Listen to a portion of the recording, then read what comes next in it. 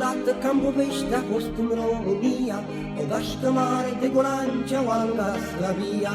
Noi nu ne-am confundat nici când cu oamenii de bine, nu nici și neocomuniști și fără de rușine. Mai bine haimana decât trădător, mai bine huligan decât dictator, mai bine golan decât activist, mai bine mort decât comunist.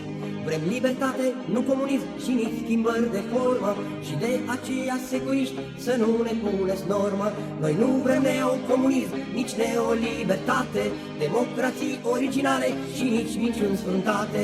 Mai bine haimana decât trădător, mai bine huligan decât dictator, mai bine golan decât activist, mai bine mort decât comunist. Ne-ați întrebat ce vrem aici, dar știe toată țara, noi susținem punctul 8 de la Timișoara. A căzut 473 ce ținea TVR, legat în lanțurile ei, dar tot degeaba e. Mai bine haimana decât trădător, mai bine huligan decât dictator, mai bine golan decât activist, mai bine mort decât comunist.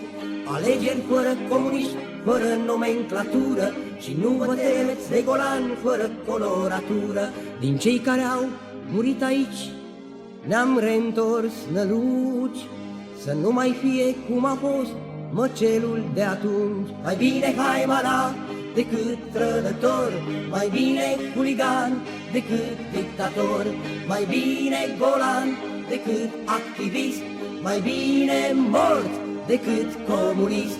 Mai bine haimana decât trădător, mai bine huligan decât dictator, mai bine golan decât activist, mai bine mort decât comunist.